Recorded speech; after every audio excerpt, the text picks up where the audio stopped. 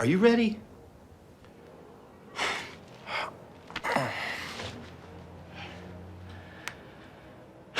I'm ready. 1988 saw the unexpected worldwide success of a low-budget action film produced by a company specializing in Z-series, Bloodsport. Bloodsport. A feature film that almost never saw the light of day, but which led to the discovery of a new martial arts icon, Jean-Claude Van Damme. Please welcome Jean-Claude Van Damme. There was Bruce Lee in the 70s, but at the end of the 80s, it was a Belgian man looking for glory, and he was everywhere. A lot of people are comparing you to Bruce Lee. How do you feel about that? I think Bruce Lee is Bruce Lee and Jean-Claude Van Damme is Jean-Claude Van Damme. A gifted karate and full contact fighter, Jean-Claude Van Damme's strength and incredible flexibility made him one of Hollywood's most sought-after action actors for over a decade. Success followed success, and he even employed very personal arguments to attract new audiences. C'est un bon produit belge qui se vend bien aux USA. Les fesses. Les fesses. But too much excess and arrogance, as well as drugs, I love to be a movie star. would lead to his downfall. C'est pas ma faute si j'étais câblé pour être une star. Before he rose again in the 2000s, adopting a more self-aware persona and sometimes indulging in self-deprecation with roles in advertising and in fiction. But the fame that he gained through cult action films never left him. This is Jean-Claude Van Damme.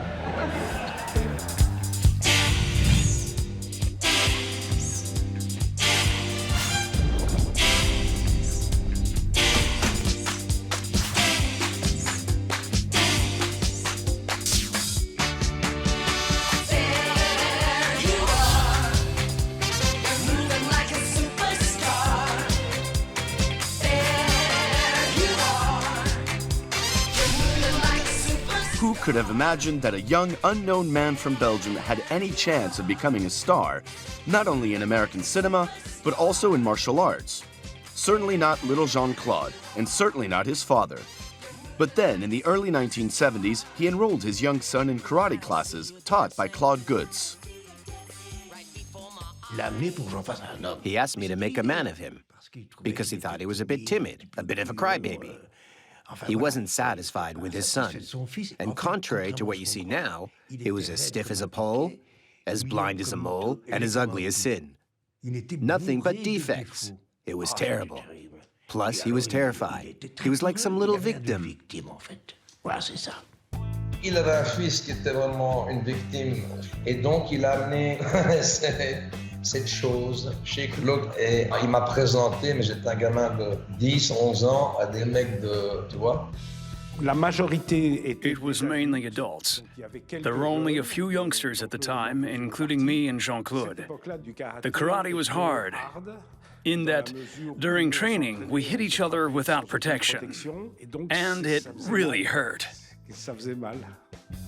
I taught them how to do salto jumps and the splits face on. I had them lifting weights and other things that were considered ridiculous back then. Only my enemies said I was trying to kill people.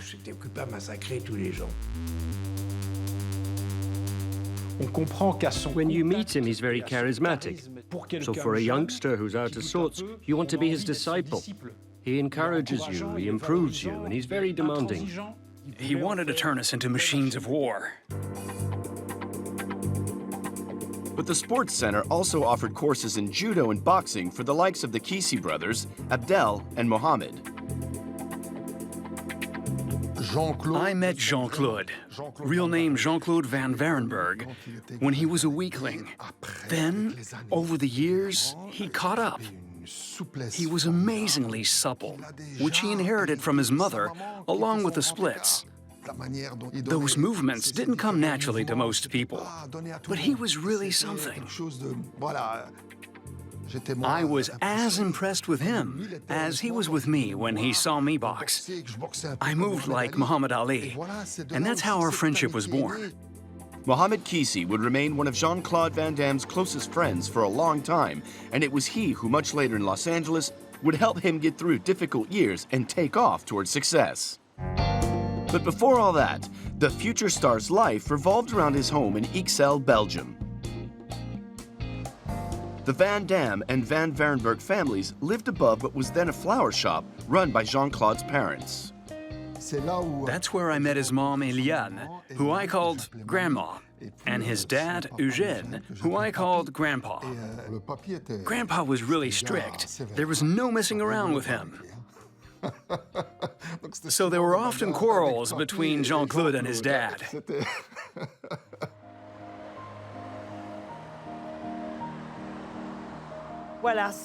Over there, to the left, that's where I fetched flowers from Jean-Claude's parents.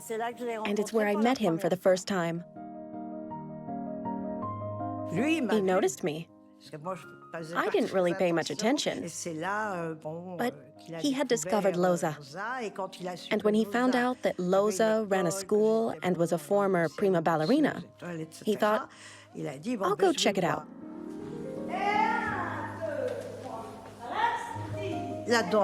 Dance was one technique that could improve his own technique.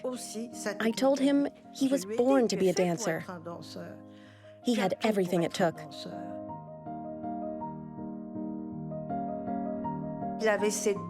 He had the two main gifts of strength and suppleness, which is very rare.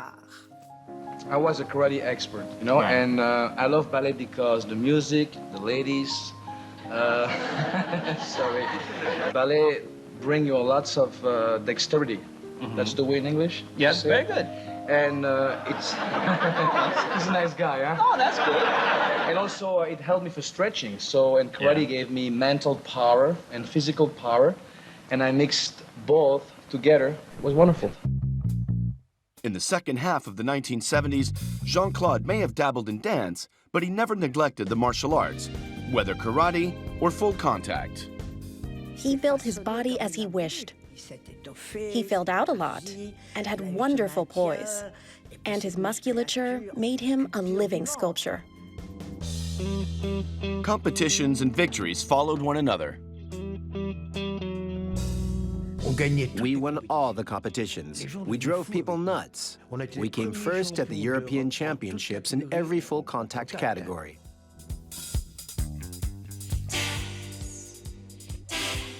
We were sent to the World Championships in the States, so off we went to Tampa, Florida.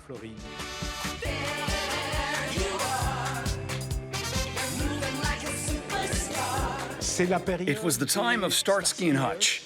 The cars were huge and made loads of noise. The girls were superb, a real feast for our eyes. For 10 days, we had an amazing time, where the competition, despite being the World Championships, became secondary. We spent daytimes exploring, and nights too. They went to all the nightclubs.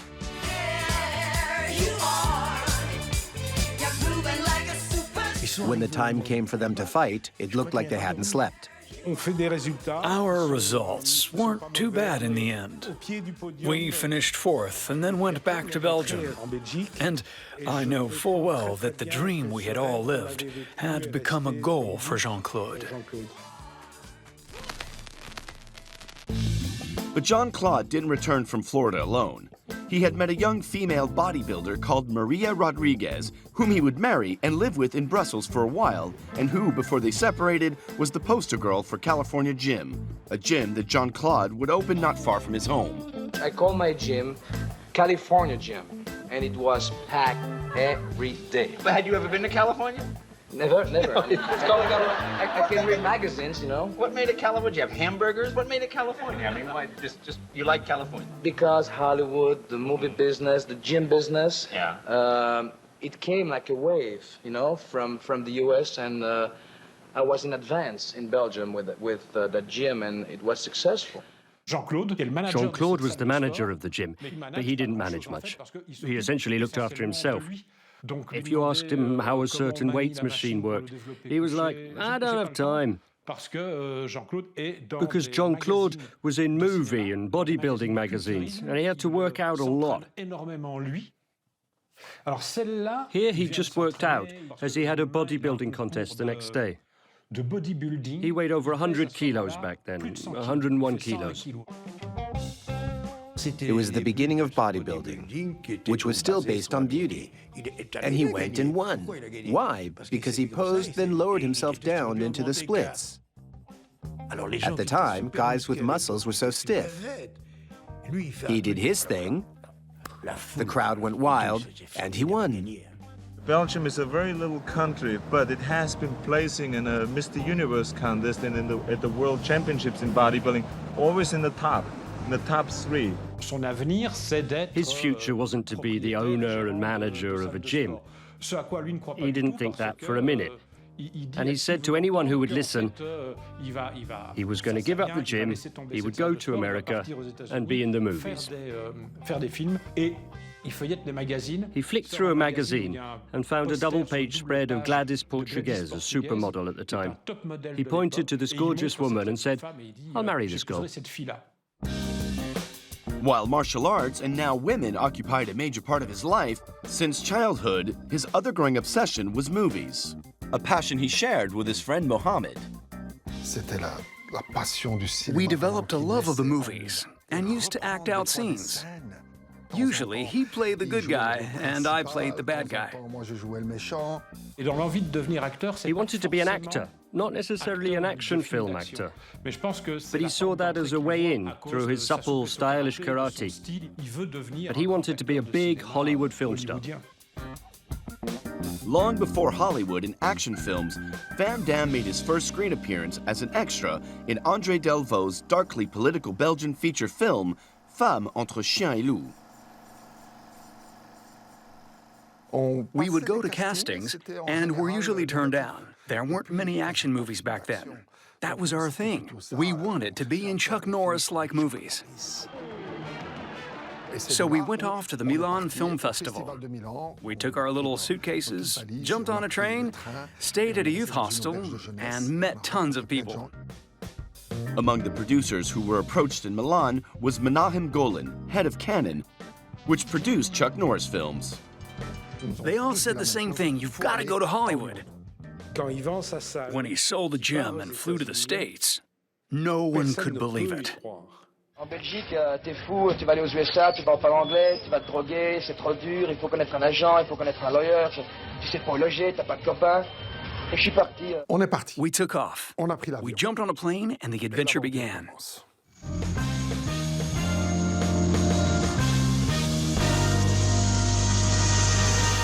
An American guy who loved Moroccan food used to come to our local place. We got to know him, and he said, "If ever you come to the States, just call. You can stay with me." And he gave us his number. We landed in LA and called him. He answered in his American accent, "Hey guys, how are things in Brussels?" "We're not in Brussels. We're at LA Airport. We wanted to surprise you. We're here." "What do you mean, here?" Then zilch. Jean-Claude said, "Well, we have a round-trip ticket. There's nothing for us here. Let's go home."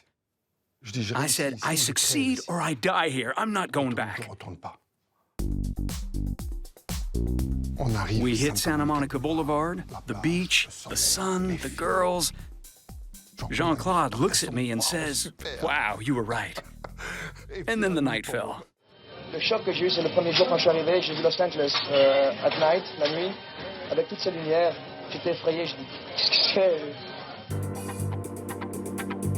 This marked many years of hardship for Jean-Claude and Mohammed, but they never neglected their training sessions at Gold's Gym, just like Arnold Schwarzenegger before them. And the two struggled to find places to sleep. Quand je suis venu aux USA, c'était très dur. Il y avait des tas de choses qui n'allaient pas pour moi. Je n'avais pas les papiers, j'étais illégal. J'avais des problèmes de langue. Personne ne voulait me parler. C'était un Français parce que bon, la Belgique, je ne connaissais même pas. Et disons que j'ai eu très dur.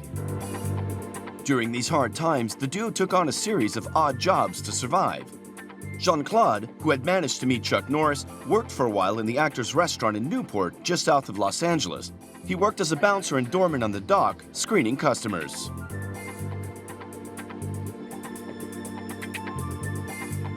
Chuck Norris, who was the karate star of numerous B action movies, also hired Jean-Claude as a sparring partner on a shoot in the Philippines. Selbstverteidigungstechnik. Jean-Claude ist belgischer Meister, zurzeit der Assistent von Chuck Norris. But the young Belgian was hoping for something else from this collaboration. A helping hand from Norris, which the latter was careful not to give. As far as filming was concerned, nothing happened for Jean-Claude, who grew impatient and desperate. But a new love affair and a second marriage temporarily lifted him out of his doldrums. He met Cynthia Derderion in L.A. Her dad owned a carpet factory at Newport Beach. Eventually, however, Jean-Claude would tire of gluing carpets for his father-in-law and separate from Cynthia.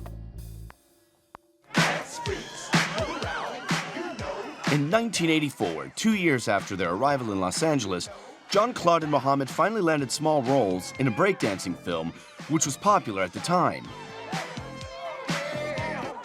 He saw me in my black shorts with Jean-Claude, and we were dancing. In some places, you can see Jean-Claude quite well. That same year marked a second opportunity. Jean-Claude was given a more substantial role, that of a gay driver with a talent for karate. Le ciel, qu'est-ce qu'il est formidable. Tu as un corps bien musclé, un athlète quoi. Viens, ne me touche pas. Viens. Ok.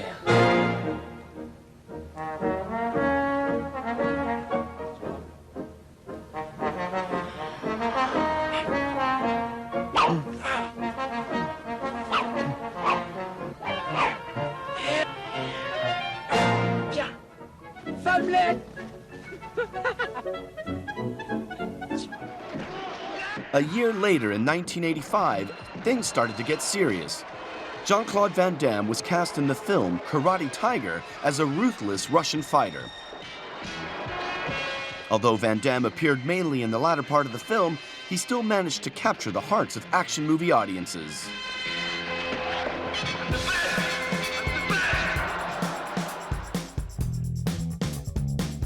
In 1986, Jean-Claude donned the costume of an extraterrestrial named Predator for the film Hunter. The production had placed an advert for the role in Dramalog magazine, and it was Mohammed, always at Jean-Claude's side, more as a friend and advisor than as a prospective actor, who spotted it. Supple, acrobatic, 1.92 meters. Jean-Claude turned the page. I'm like, why did you turn the page? I'm not 1.92 meters. Yeah, but you're supple and acrobatic. That's two things. We got nothing to lose. It's written, one side of the face will be his face, the other side will be done with makeup. The director, John McTiernan, showed him a model. This is what the costume will be. And Jean-Claude said, where will my face be? No, we changed. He wasn't happy. Look, it's half the face, more than half the face. You know I'm claustrophobic. He wants to shut me inside. Come on, Jean-Claude. Schwarzenegger is in it. Arnold Schwarzenegger. At the very least, Jean-Claude hoped to capitalize on his martial arts skills, but it was impossible with his costume. Besides, he'd just been hired as a stuntman. In the end, it was his refusal to do a stunt that was too risky that led to him leaving the set and abandoning the costume. Le monstre du prédateur a été plus ou moins bien fait et ils m'ont demandé de sauter donc d'un obstacle et je savais que physiquement c'était impossible. Alors ils ont pris un stuntman, un cascadeur professionnel, oui. Américain, il faut pardonner mon français, hein. Et il a fait donc la cascade et il s'est cassé les chevilles. In LA, Jean-Claude had already traded in his own name for that of Belgian friend Paul Van Damme, who had helped him in Brussels and who had recently died. Van Damme, a name he would use in the credits of an all-important film, a film that would transport the young Belgian actor into another stratosphere, Bloodsport. But in the mid-'80s, Van Damme was none the wiser. What's more, no one knew who would best embody the hero of the film, which was inspired by the life of Frank Dux, a man who claimed to have taken part in secret and violent martial arts fights in Asia, a story which interested screenwriter Sheldon Lettich. all these stories that you've been telling me about the Kumite sounds like a movie to me. I was intrigued by this idea, and especially when he told me that it was a no-holds-barred contest. People would get hit, kicked in the face, and there'd be a lot of blood all over the mat. And he said because of that, we gave it a nickname, which was Bloodsport. That's a great title for a movie.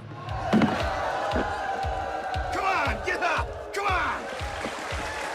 I'm gonna kill you, man! So then when I met Marc DeSalle, I told him Bloodsport. He immediately loved the title. So he hired me to write the script. He went to Cannon, and Cannon was interested because they were making a lot of martial arts movies at the time. They were making these ninja movies, you know, American Ninja, all these other ninja titles.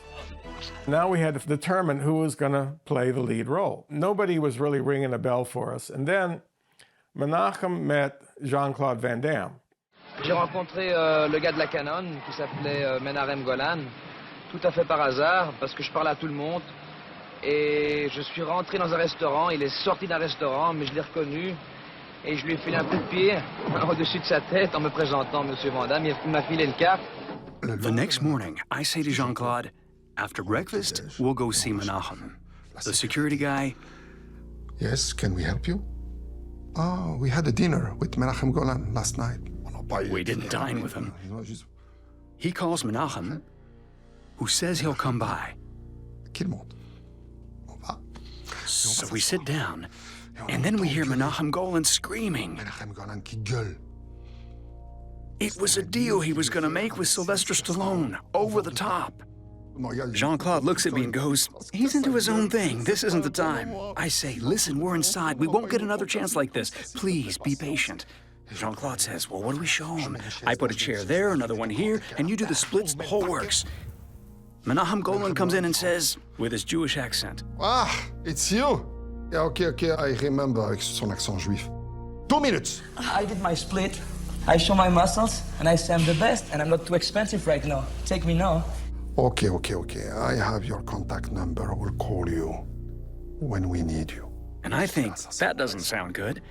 I walk towards him, looking down and say, Just listen to me, Menachem Golan. You are making a very big mistake. He's playing the bad guy against Schwarzenegger with 20th Century Fox. Hunter.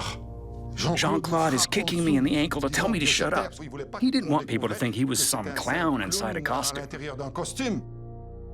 Menachem Golan called Fox. They confirmed that Jean-Claude Van Damme was indeed credited for the role, which was still the case at the time, but without specifying that he was completely masked. Menachem Golan looks at us. Okay.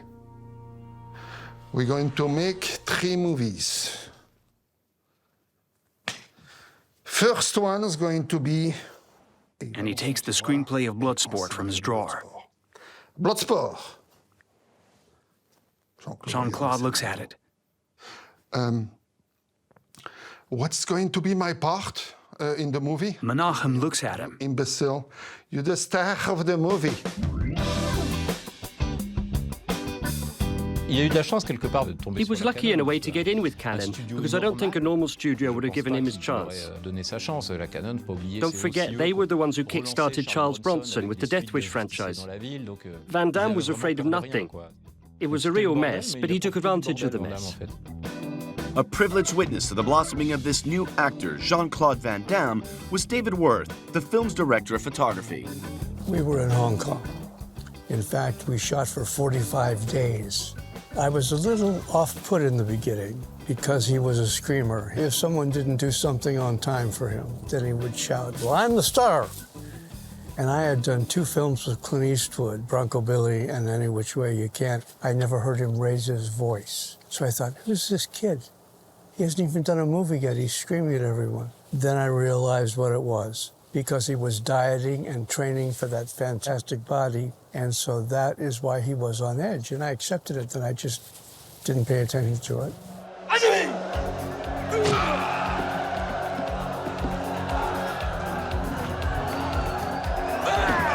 I was amazed because what he brought to the screen was fantastic. His charm, his good looks, his muscles from Brussels. his accent. You taught me using any technique that works. Never to limit myself to one style. To keep an open mind. Nobody expected him to be the next Robert De Niro. To honor you, Shidoshi. We had to have somebody who could actually be on camera, or you see it's him, there's no stunt doubles, and it's him doing all of that stuff.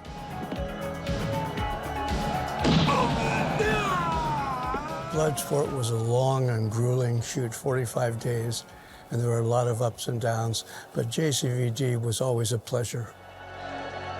But Bloodsport's first in-house screening went badly. We were all disappointed. We were actually crushed. The movie was quite bad. The original editor was a guy named Carl Kress, and he was an old-time editor from like the 40s and the 50s. And Bloodsport was a fresh approach to an action movie. And they didn't realize that this was a new kind of movie with different kind of martial arts fights that had not been seen before. They really screwed it up. Menachem Golan says, it's a piece of shit. He was going to release the movie straight to video, VHS. This is back in the 80s when everything was released in theaters. Only when you had a real stinker would you go straight to VHS. He was aware that it was now or never, that if it didn't work, he was done for. And that's why he got involved in editing the film. Jean-Claude told Menachem that, look, I've got to get in the editing room with the editor because I was there, I choreographed these fights, so please let me go in there and work with the editor. He recut the action scenes to make the choreography much clearer. He has a very precise vision of how to make images talk. He's really good in the editing room. He's got great ideas of like how you should put the shots together for these fight scenes. This second version, reworked by a new editor in Jean-Claude, finally satisfied the entire team, except for Menachem Golan, who still didn't believe in it and decided not to release the film in US theaters. The Van Damme clan was dismayed. Had it all been for nothing? But salvation came in Malaysia, where Cannon managed to sell the film and where it would go on to be a huge hit. And thanks to this success, Menachem Golan finally brought it out on the East Coast, then the West Coast, and it was a massive hit.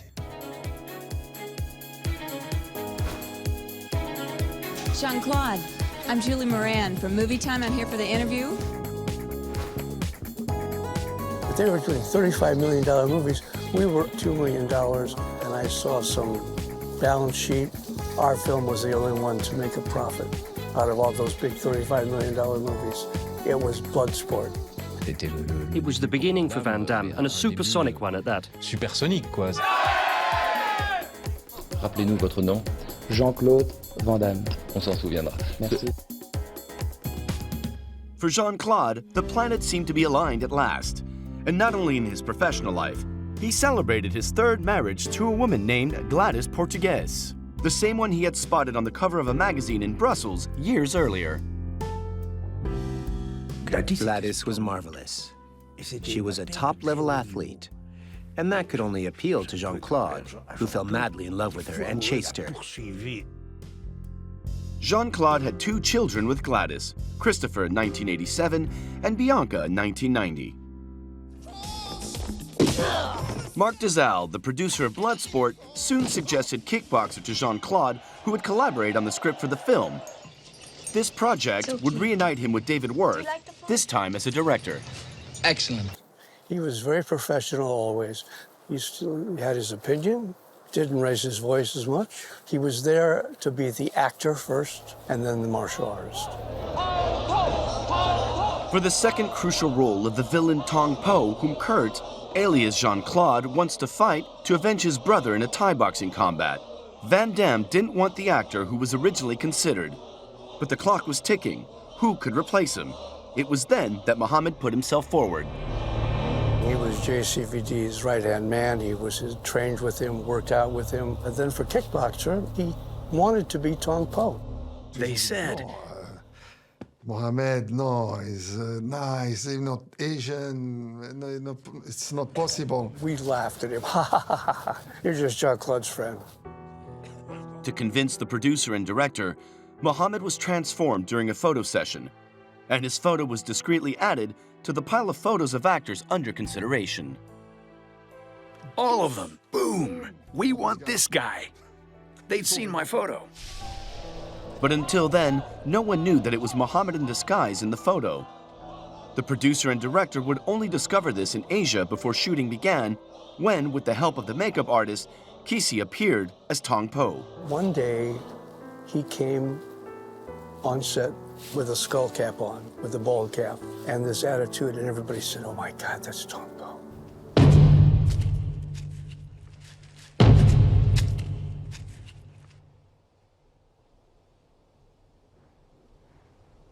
He won us over, and of course, he's one of the iconic bad guys of all time. He was Tong Po. He was a great job.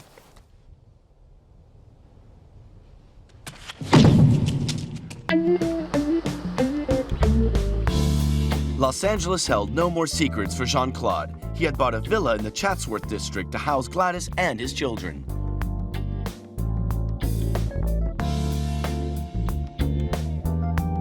I went to see him in the States. I immediately recognized the Jean-Claude from California gym, always hyperactive. I went with him on set during the daytimes. Then he went to work out for 2 hours in the evening. The next morning, he was the first up. He had phone calls with producers to get things going. I went with him to a couple of hotels, and when I went to his room, there was laundry drying on the table lamps. The guy didn't stop for a second. Soon came Full Contact, originally titled Lionheart, which would broaden Jean-Claude Van Damme's palette and allow him to develop his emotional range. It was his friend, screenwriter Sheldon Lettich, who would direct it. They catched him? Mr. Gaultier, he's gone, and nothing we can do will bring him back. Doc, my question is, did they catch them?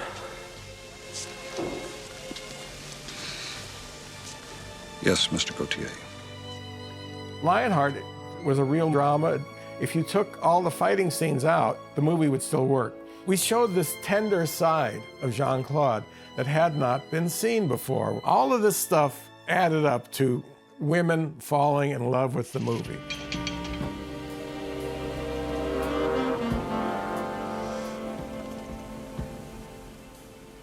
Good morning. Deborah Renard was quite sexy, and there really hadn't been romantic scenes like that with him before either. And even though there's no physical contact, it's still a very erotically charged scene. Thank you. That was the first time that Jean-Claude showed his ass also. That was not in the script. We're getting ready to shoot the scene, and he's got this bathrobe on. He says to me quietly, "Hey, what if I drop the robe?"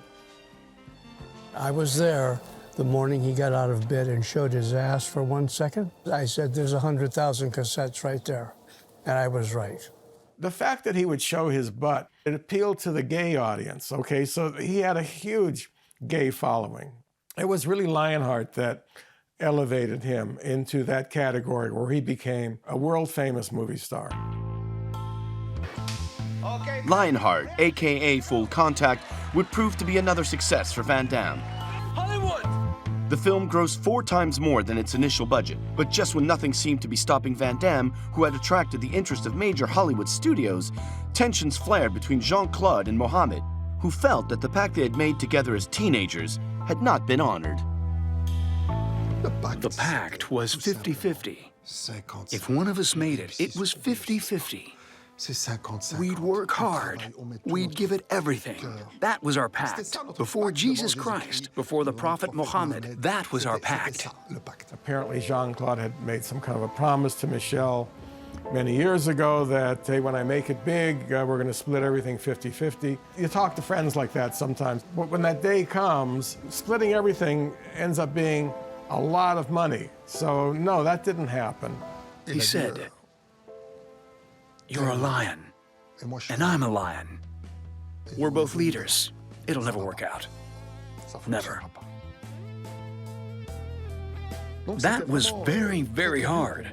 I fell into depression big time. It was horrible. Mohammed lived in Los Angeles for a while before leaving the United States and crossing the Atlantic.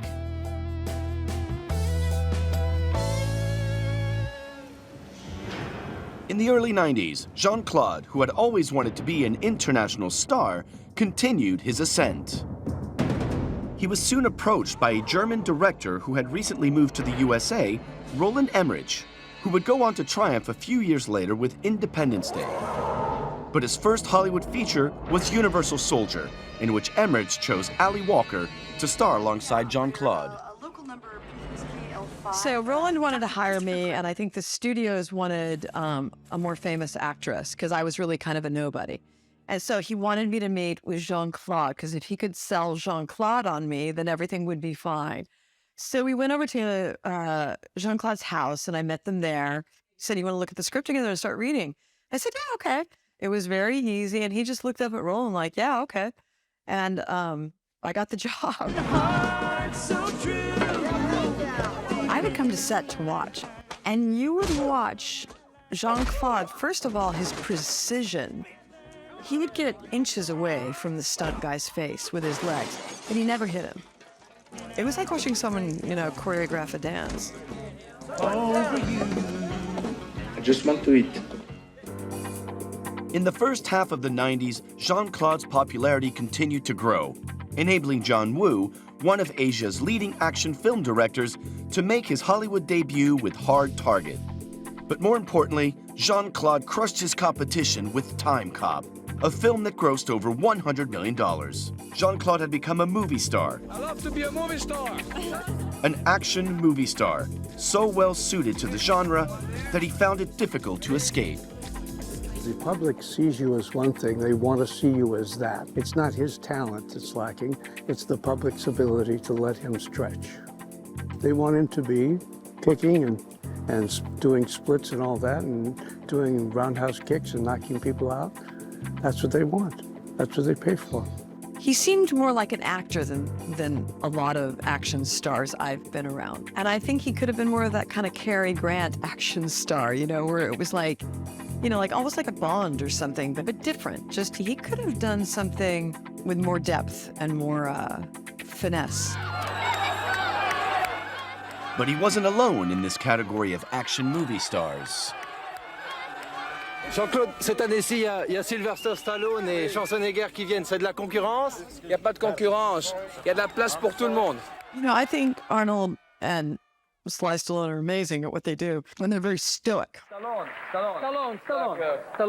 Hey, Jean-Claude. How you look good, boy? How you looking great, man? Everybody good. Yeah, you know Arnold.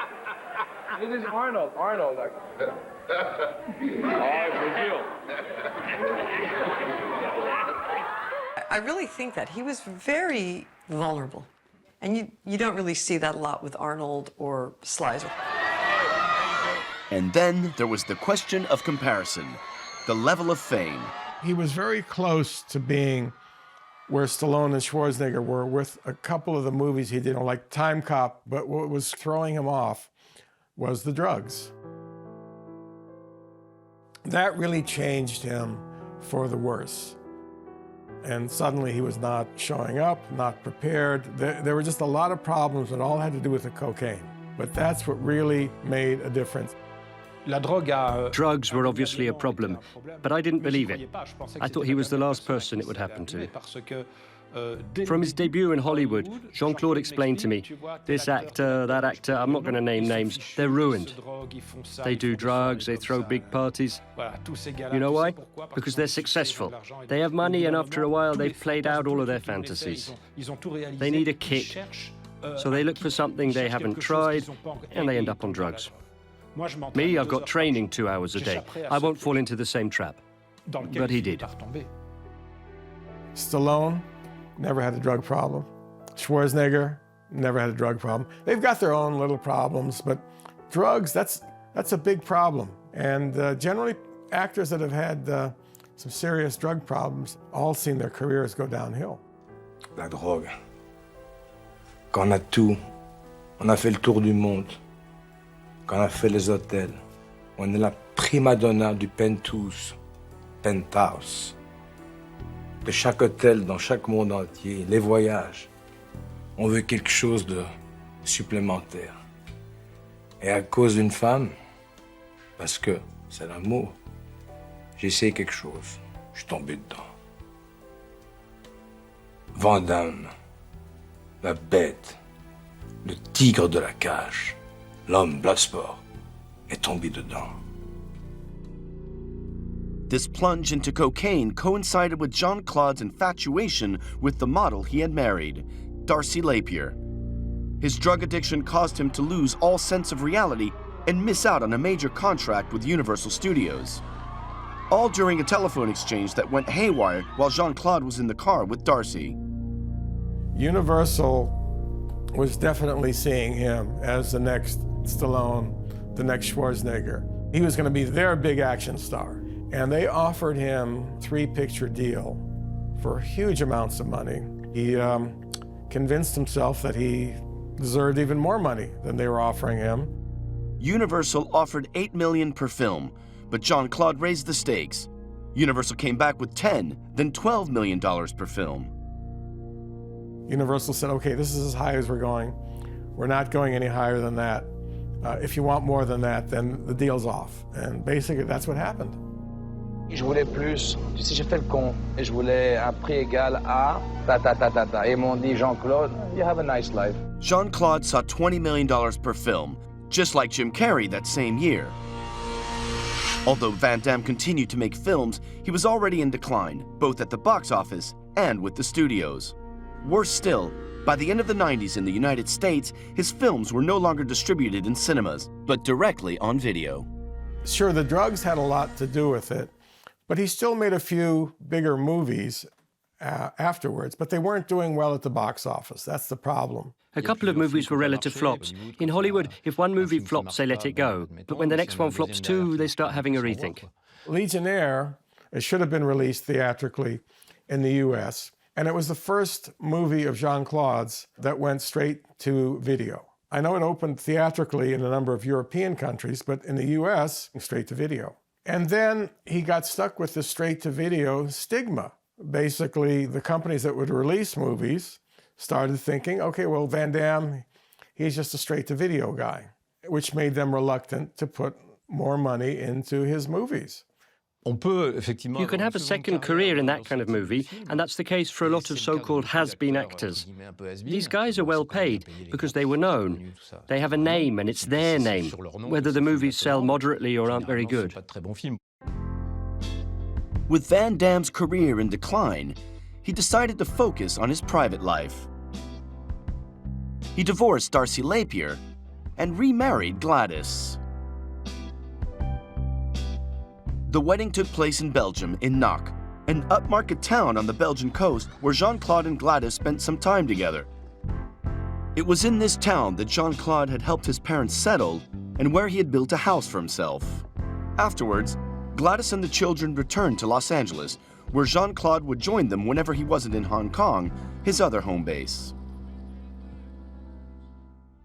Yet it was in Europe, and more precisely Brussels and Belgium close to his roots, that Jean-Claude Van Damme would find salvation, thanks to a French director, Mabrouk El Meshri. While in the 2000s, Van Damme made one action movie after another for the international video and DVD market, he would stun the critics in the dojo and discover through the eyes of those who still mocked him his acting skills in a full-length feature called JCVD, in which he plays his double, but in loser mode. J'en ai marre! Je veux mon fric! Depuis hier, j'en ai marre! Hein? J'ai pas de cash sur moi. Jean-Claude Van Damme sans cash. Oh, je veux un emprunt. Mais ça va pas. J'ai pas encore dormi, j'ai pris l'avion. I didn't invent the actor. I filmed a side of him that no one had thought of filming in his mother tongue. So he could improvise and be a lot more himself. And this came at a point in his career where, I wouldn't call it rejection, but it came down to a feeling of, we like him, but it's time to move on to something else. Jean-Claude taught me something that says a lot about the man he is. Trust. You must earn it, and you can lose it. JCVD is a scene that has become cult. Jean-Claude improvising alone, facing the camera, facing life, facing himself. C'est pas ma faute si j'étais câblé pour être une star. Je l'ai demandé. Je l'ai demandé avec beaucoup de croyance. Quand on a 13 ans, on croit au rêve. Et même l'a donné. Mais moi, encore aujourd'hui, qu'est-ce que j'ai fait pour cette terre? Rien! J'ai rien fait. Ouais, ça c'était fou, ça. Yeah, that was crazy. Mais ça, c'était But that's him all over. Ça a commencé It par started un with a need to talk besoin and de talk vouloir and talk raconter, about himself. raconter des choses sur lui. Et je And lui ai I donné ma swore parole I'd try to que do j'essaierais de something. faire quelque chose. But I still don't know what. Je sais pas encore quoi. Et là, je vais peut-être mourir dans cette poste. En espérant de me refaire ici en Belgique. JCVD, Dans mes racines. a film which for many journalists at the time could have been a turning point in Van Damme's career. Un tournant ou un U-turn. Soit je l'ai poussé de trop parce que un tournant c'est bien, mais j'ai des fans. J'ai des fans qui aiment bien le Van Damme, le Van Damage. Hein? Et j'espère que ces fans vont rentrer dans le jeu et voir que j'ai fait quelque chose de spécial. Mais je repartirai dans ma carrière d'acteur avec des films d'action, mais avec un acting comme dans JCVD.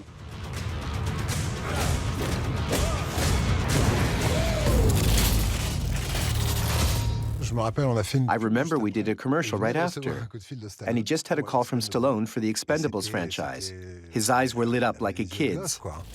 The Expendables 2, a film driven by testosterone, starring among others Sylvester Stallone and Arnold Schwarzenegger. I love all of them, but I grew up with Stallone in Rocky. I grew up with Arnold in Conan. So for me, it was like those two guys. I mean, and to be in, even though I'm Jean-Claude Van Damme, you're still that kid. There's just guys that have it. They're just born with it, and he has it. And I've known him, we've known him a long, long time, and he's had his ups and downs, but the main thing is, I believe once you've had that star, it's just a matter to reignite it. So he comes onto the set, and he's incredible. Terminator, Rocky, et Universal Soldier. In the early 2010s, the big family of action stars was finally reunited. And so was Jean-Claude's family, with Gladys, their children Bianca and Christopher, and Nicholas, whom he had had with Darcy Lapier.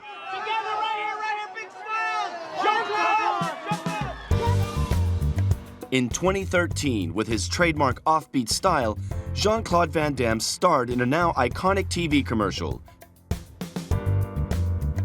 And 3 years later, he returned to mainstream fiction for a parody series entitled Jean-Claude Van Johnson, produced by Ridley Scott, in which he plays a spy who is pretending to be an action star. I think he tried to become a comic actor, or at least to show people that he has a talent for comedy. The first episode delighted audiences and American critics alike, but the series failed to live up to its promise and was cancelled after its first season. J'ai été quand même catégorisé dans des films d'action qui sont très bankable, qui sont très... ils font beaucoup de profit pour l'investissement. Donc, alors quand tu es bien catalogué dans ces films-là, ils ont parfois un peu peur, vu que ça marche bien avec un Brad Pitt ou avec un Rock, ou avec un Carne. On a chacun our street, notre avenue, tu vois. True fans have never given up on Jean-Claude. In fact, he seems to have reinvented himself, as demonstrated by the audience at Comic-Con in Dortmund, Germany.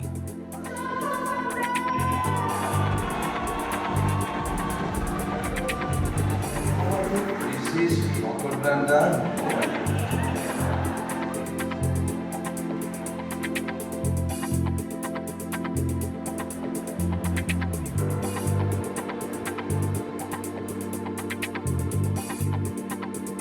Grâce à ces gens, c'est grâce à eux que j'existe. Hein. Les acteurs comme Sly, Arnold, myself, ils ont apparu dans le monde VHS. Et alors, tu sais, à l'époque, il fallait louer une cassette. Si c'était pas à l'heure, il fallait la remettre 2-3 jours après, t'avais une amende. Donc, les gens faisaient une soirée Stallone, par exemple, tu vois. Faut pas rater, on a payé, on a loué, tout ça. Donc, il y avait une famille ensemble, le père, la mère, ou le père tout seul avec les enfants, Nat Stallone. Et je crois qu'on a créé ce culte J'ai de la chance que j'ai pu faire, qu'il y a eu 3 générations, si tu veux. Parce que le père est fier, il veut montrer à son fils. Et son fils, il va voir Van Damme when he's young, and then they see him on Minions, so... J'ai de la chance. Strangely, I don't think Jean-Claude's rise came in the movies, but in VHS, because his videocassettes sold really well, Kickboxer, Bloodsport, and so on. And that all started with word of mouth. And the, let's call it Kung Fu Biscottos niche, took off, and Jean-Claude was one of the spearheads of that era. I don't think Van Damme is done yet. As long as a real filmmaker gives him his chance with a genuine dramatic role. But it would have to be a top director. Why not Tarantino? I think he can really stretch himself. All he has done, both extraordinary and questionable, is unique. And I think he can draw on that to create a character that audiences can really empathize with. Because behind the wrinkles, the bags under his eyes, and the self-derision, we know exactly what's there. The movie that opened Jean-Claude's eyes was Lawrence of Arabia. The cinemascope, the desert, the vast landscapes. After that, he wanted a life in cinemascope, and he got it. Tu sais, la Belgique, c'est un beau pays, mais le ciel est gris, noir. Mais Laurence d'Arabie, avec mon père, le ciel bleu. Le dimanche soir, quand tu sors du cinéma, t'as pas envie d'aller à l'école lundi, tu veux rester... tu veux rentrer dans le film.